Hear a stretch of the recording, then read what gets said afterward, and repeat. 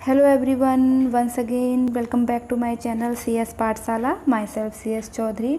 आज मैं शुरू करूंगी क्लास 6 साइंस का chapter number 10 motion and measurement of distances. Motion का मतलब होता है गति और मेजरमेंट ऑफ डिस्टेंस का मतलब होता है दूरी को मापना। चलिए स्टार्ट करते हैं। उससे पहले अगर आपने मेरा चैनल अभी तक सब्सक्राइब नहीं किया है तो प्लीज़ सब्सक्राइब करें। सो लेट्स सबसे पहले जानते हैं व्हाट इज़ मोशन। मोशन क्या है?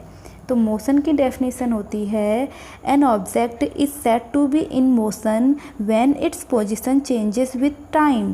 कि मोशन हम उस किसी ऑब्जेक्ट में गति है या नहीं हम तब कहेंगे जब वो टाइम के साथ अपनी पोजीशन को चेंज करता है। सपोज़ कोई वस्तु या कोई कार यहाँ पर खड़ी हुई है, वो जब तक वो खड़ी है तब हम कहेंगे कि उसकी पोजीशन कैसी है, रेस्ट में है, रेस्ट इन पोजीशन बोलेंगे। लेकिन सपोज़ वो 12 बजे यहाँ पर थी, देन वो 12:05 पर यहाँ पर पहुँच गई तो उसकी पोजीशन चेंज हुई ना। पहले वो यहाँ पर था फिर यहाँ पर पहुँच गया, तो इसको हम कहेंगे, इस पोजीशन को हम कहेंगे मोशन। क्लियर? तो ये समझ में आया। और जबकि मेज़रमेंट का मतलब होता है दूरी को मापना। कैसे हम दूरी को मापेंगे? फिर यहाँ पर एक छोटी सी स्टोरी दिखाई दी है, स्टोरी ऑफ ट्रांसपोर्ट। की ट्रांसपोर्ट का मतलब होता है यातायात, कि लोग ने कैसे यातायात डेवलप किया, लोग पहले क्या इस्तेमाल करते थे यातायात के लिए और कैसे इस चीज़ का डेवलपमेंट हुआ। तो इसमें दिया है कि एंशिएंट टाइम पर, पुराने टाइम पर लोग एक प्लेस से अनदर प्लेस पैदल ही जाते थे और फिर उन्होंने एनिमल्स का सहारा लिया, जैसे घोड़े हैं, इन पर वो बैठ के जाया करते थे। फिर उसके बाद धीरे धीरे वाटर ट्रांसपोर्ट भी शुरू किया उन्होंने, बोट बनानी शुरू करी। और वो बोट किससे बनाते थे? लकड़ी से ही बनाया करते थे। लेकिन जब टायर का आविष्कार हुआ, इन्वेंशन हुआ, तो बहुत बड़ी क्रांति आ गई जिससे बहुत सारे व्हीकल्स का निर्माण होने लगा। जैसे कि आपको इस ड्रॉ में भी दिखाया गया है, साइकिल, ये बुल्लॉक कार्ट, बसेस और ट्रेन, बहुत सारी चीज़ों का इन्वेंशन हुआ और ट्रांसपोर्ट में डेवलपमेंट आया। तो यहाँ पर ये स्टोरी बताई गई है। फिर है नेक्स्ट आपका कि हाउ वाइड इज़, ये जो आपका मेज है वो कैसा चौड़ा है, हम इस चीज़ को कैसे मापेंगे। तो बेसिकली मैं यहाँ पर इसको शॉर्ट में बताना चाहूँगी कि पहले से लोग मेज़रमेंट के लिए अपनी बॉडी का ही यूज़ किया करते थे। जैसे हैंड का यूज़ करते हैं कि एंड फुट स्टेप का यूज़ करते हैं, आर्म्स का यूज़ करते हैं। तो इस टाइप से लोग मापने का यूज़ किया करते थे या फिर किसी पर्टिकुलर तागे का यूज़ करते थे। जैसे कि यहाँ पर एक बॉय करता हुआ दिखाई दे रहा है, तो इस तरह से वो लोग यूज़ किया करते थे। जैसे यहाँ पर देखिए हैंड का यूज़ कर रहा है एंड आर्म्स का भी यूज़ किया करते थे। फिर उसके बाद आई कि एक स्टैंडर्ड यूनिट आई जिसकी हेल्प से मेज़रमेंट किया जाने लगा। जैसे हम बोलते हैं ना कि ये इतने सेंटीमीटर है, ये इतने मीटर है, ये इतने किलोमीटर है। तो बेसिकली जो स्टैंडर्ड यूनिट ऑफ मेज़रमेंट होती है वो होती है मीटर। हम नॉर्मली लेंथ को जो नापते हैं या मेज़रमेंट करते हैं उसे हम मीटर में मापते हैं, जो इसकी स्टैंडर्ड यूनिट भी होती है। लेकिन जो कोई बड़ी दूरियां होती हैं, लॉन्ग डिस्टेंसेस होती हैं, उसे हमें मीटर में मापना उतना कन्वीनियंट नहीं माना जाता। तो उसके लिए हम यूज़ करते हैं किलोमीटर। किलोमीटर यूज़ करते हैं। तो इसमें और 1 किलोमीटर इक्वल टू होते हैं जिसमें 1000 मीटर। 1 किलोमीटर में कितने मीटर होंगे? 1000। उसी तरह से जो 1 मीटर होता है उसमें होते हैं 100 सेंटीमीटर और 1 सेंटीमीटर में होते हैं 10 मिलीमीटर। तो अगर हम पूछेंगे कि 1 मीटर में कितने मिलीमीटर होंगे तो इन दोनों के बीच में मल्टीप्लाई हो जाएगी, यानी कि 1000 मिलीमीटर इन 1 मीटर। क्लियर? ये आपका थोड़ा मीटर के बारे में है। आइए अब जानते हैं कि करेक्ट मेज़रमेंट ऑफ लेंथ, हम करेक्ट मेज़रमेंट कैसे करेंगे with the help of scale. यहाँ पर जो स्केल दिखाई गई है उससे हम सही मेज़रमेंट कैसे करेंगे। तो यहाँ पर ये ड्रॉ में भी दिखाया गया है कि स्केल को पकड़ने का सही तरीका क्या होता है। तो स्केल जो है वो उसमें नॉर्मली 0 to 15 उसमें नंबर लिखे रहते हैं, जो इधर की साइड से सेंटीमीटर्स में होते हैं, यहाँ से इंच में होता है। तो यहाँ पर इसको सही मापने का जो तरीका होता है एक्चुअली में, तो जो जहाँ से हमें मापना है वहाँ पर पॉइंट होना चाहिए 0 का, और उसे हमें एक सीधी रेखा में रखना है, वो हिलना नहीं चाहिए। जैसे कि दूसरी ड्रॉ में ये देखो टेढ़ा इंक्लाइन जा रहा है, तो ये गलत मेथड है। तो ये सीधा होना चाहिए और जहाँ से हमें मेज़र करना है वो 0 पॉइंट वहाँ पर लगा होना चाहिए। तो this is the right way to measurement anything, वो ये सही वे है किसी भी चीज़ को मेज़रमेंट करने का।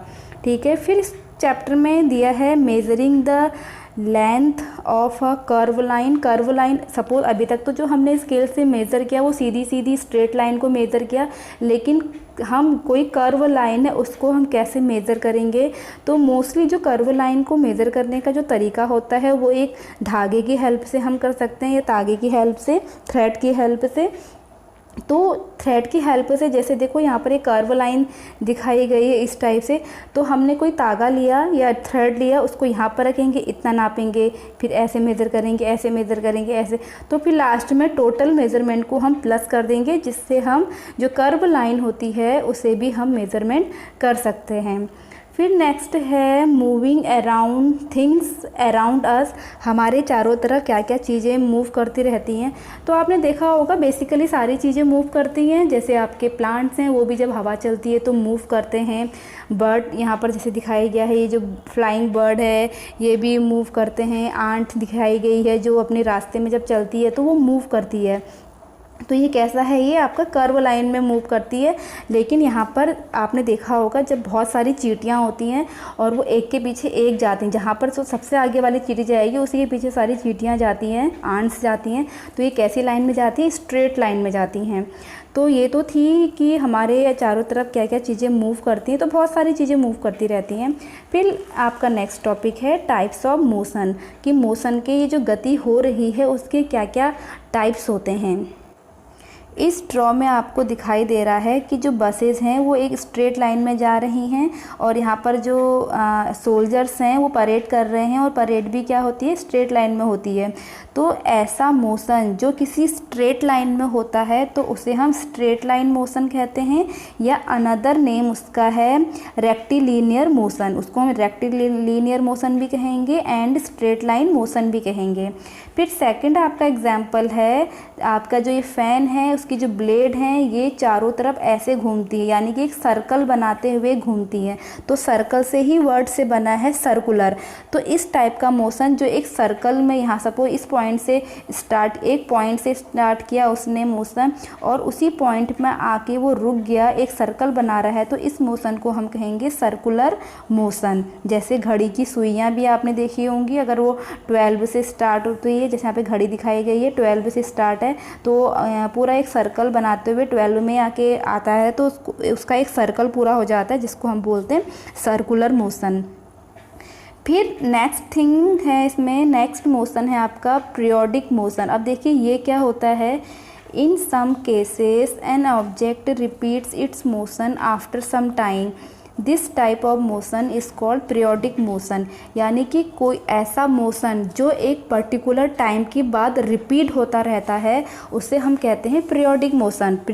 पीरियड के हिसाब से, जैसे स्कूल में पीरियड होते हैं ना कि हर 30 मिनट्स या 45 मिनट या 35 जितने भी मिनट्स का आपका पीरियड होता है उसमें बेल बजते रहती है। तो एक पर्टिकुलर इंटरवल है उस टाइम में, हर 30 मिनट के बाद ही बेल बजेगी। तो ये पीरियोडिक मतलब पीरियड हुआ, तो इसी से बना है पीरियोडिक मोशन, कि जो इंटरवल टाइम होता है वो होता है सेम।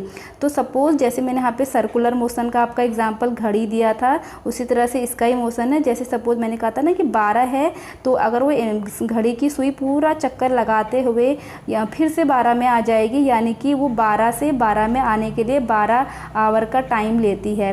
फिर दूसरा चक्कर जब लगाएगी फिर अगेन 12, फिर भी वो 12 आवर्स का ही टाइम लगाएगी 12 से 12 में आने के लिए। तो इंटरवल जो है वो कैसा है, सेम है। तो इस मोशन को हम क्या कहेंगे, पीरियोडिक मोशन कहेंगे। उसी तरह से दूसरा एग्जाम्पल इसका पेंडुलम होता है, जैसे यहाँ पर पेंडुलम भी दिखाया गया है। पेंडुलम जो है उसकी रेस्ट पोजीशन ये है और देन वो यहाँ को आता है इस पोजीशन में और फिर इधर को आता है इस पोजीशन में। तो वो उसका एक पर्टिकुलर इंटरवल होता है, यहाँ से इधर, इधर से इधर इंटरवल का। तो इस मोशन को हम क्या कहेंगे, पीरियोडिक मोशन कहेंगे। तो ये तो थे आपके इस चैप्टर में डिफरेंट टाइप्स के मोशन, जिसमें हमने सीखा स्ट्रेट लाइन मोशन या फिर रेक्टिलिनियर मोशन जो एक स्ट्रेट लाइन में होता है, फिर सर्कुलर मोशन जो एक सर्कल में होता है, एंड पीरियोडिक मोशन जो एक पर्टिकुलर टाइम पीरियड के बाद होता है। तो ये सब आपके चैप्टर में ब्रीफली मैंने समझाया। तो ये तो थी आपके इस चैप्टर की ब्रीफ समरी। आई होप आपको समझ में आई हो। अगर आपको ये मेरा वीडियो समझ में आया हो, प्लीज़ लाइक कीजिए, कमेंट्स कीजिए, शेयर कीजिए एंड सब्सक्राइब तो ज़रूर कीजिए सच मोर वीडियोज़ के लिए।